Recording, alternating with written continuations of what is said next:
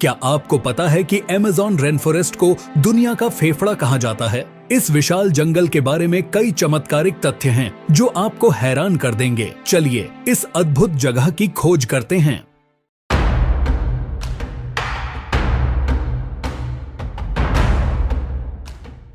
नमस्कार, मैं आपका स्वागत करता हूं इस विशेष एपिसोड में, जहां हम अमेज़न रेन फॉरेस्ट के बारे में कुछ चमत्कारिक तथ्यों की खोज करेंगे। अमेज़न रेन फॉरेस्ट दुनिया का सबसे बड़ा और सबसे ज्यादा जैविक विविधता वाला जंगल है। यह न सिर्फ प्राकृतिक सौंदर्य का स्रोत है, बल्कि पृथ्वी के वातावरण के लिए भी बहुत महत्वपूर्ण है। चलिए इस अद्भुत जगह के बारे में और जानते हैं। 1. अमेज़न रेन फॉरेस्ट का आकार और महत्व। अमेज़न रेन फॉरेस्ट दुनिया का सबसे बड़ा ट्रॉपिकल रेन फॉरेस्ट है।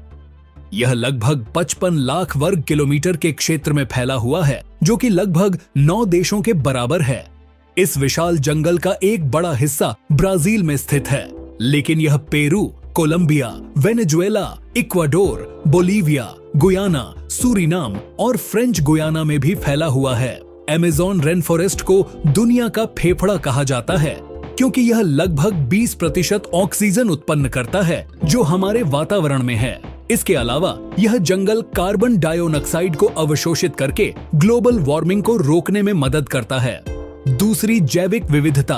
अमेज़न रेन फॉरेस्ट में दुनिया की लगभग 50% जैविक विविधता मौजूद है। यहाँ लगभग 40,000 प्रजातियों के पौधे, 1,300 प्रजातियों के पक्षी, 3,000 प्रजातियों के मछली, 430 प्रजातियों के स्तनधारी, 1,00,000 प्रजातियों के कीट और अनगिनत अन्य जीव जंतु पाए जाते हैं। इस जंगल में कई ऐसी प्रजातियां हैं जो अभी तक वैज्ञानिकों द्वारा खोजी नहीं गई हैं। हर साल नए जीव जंतु और पौधे खोजे जाते हैं, जो इस जंगल की अद्भुत जैविक विविधता को दर्शाते हैं। 3. अमेज़न नदी। अमेज़न रेन फॉरेस्ट का नाम अमेज़न नदी से लिया गया है, जो दुनिया की सबसे बड़ी नदी है। यह नदी लगभग 6,400 किलोमीटर लंबी है और इसका जल ग्रहण क्षेत्र लगभग 70 लाख वर्ग किलोमीटर है। अमेज़न नदी के पानी में लगभग 3,000 प्रजातियों के मछली पाए जाते हैं, जिनमें से कई प्रजातियां अभी तक खोजी नहीं गई हैं। अमेज़न नदी का पानी बहुत साफ और पारदर्शी होता है, जिसकी वजह से यहाँ कई प्रकार के जलीय जीव जंतु पाए जाते हैं। इस नदी का पानी बहुत से देशों के लिए एक महत्वपूर्ण संसाधन है, जो कृषि, मछली पकड़ने और पानी की आपूर्ति के लिए उपयोग किया जाता है। चौथा, स्थानीय संस्कृति और लोग। अमेज़न रेन फॉरेस्ट में लगभग 400 स्थानीय जनजातियां रहती हैं, जिनमें से कई जनजातियां अभी तक बाहरी दुनिया से अलग थलग रहती हैं। ये जनजातियां अपनी पारंपरिक संस्कृति, भाषा और रीति रिवाजों को बरकरार रखती है। इन जनजातियों के लोग जंगल से अपनी जरूरतें पूरी करते हैं। वे जंगल से खाद्य पदार्थ, औषधियां और निर्माण सामग्री प्राप्त करते हैं। इन जनजातियों का जीवन जंगल के साथ गहरा संबंध है और वे जंगल की सुरक्षा के लिए बहुत जिम्मेदार हैं। 5वां, अमेज़न रेन फॉरेस्ट के खतरे। हालांकि अमेज़न रेन फॉरेस्ट एक अद्भुत और महत्वपूर्ण जगह है, लेकिन यह कई खतरों का सामना कर रहा है।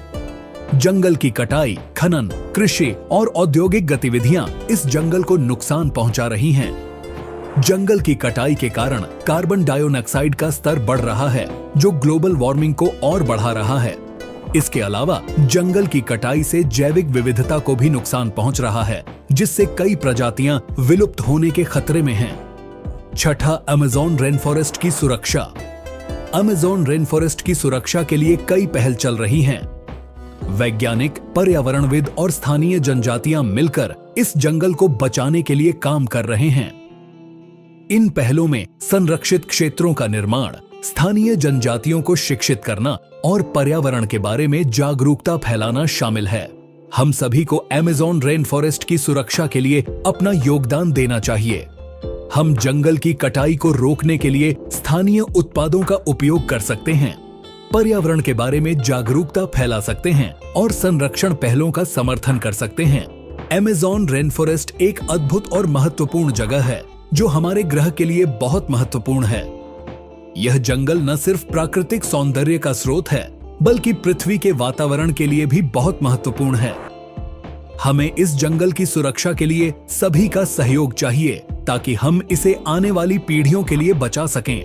अगर आपको अमेज़न रेन फॉरेस्ट की सुरक्षा में अपना योगदान देना है तो आप कई तरीकों से इसे कर सकते हैं। आप स्थानीय उत्पादों का उपयोग कर सकते हैं, पर्यावरण के बारे में जागरूकता फैला सकते हैं और संरक्षण पहलुओं का समर्थन कर सकते हैं। हम सभी को मिलकर इस जंगल को बचाने के लिए काम करना चाहिए ताकि हम इसे आने वाली पीढ़ियों के लिए बचा सकें। धन्यवाद आपके समय और ध्यान के लिए। आशा है कि आपको यह एपिसोड पसंद आया होगा। अगर आपके पास कोई प्रश्न या सुझाव है तो कृपया हमसे संपर्क करें। हम आपके विचारों का स्वागत करते हैं।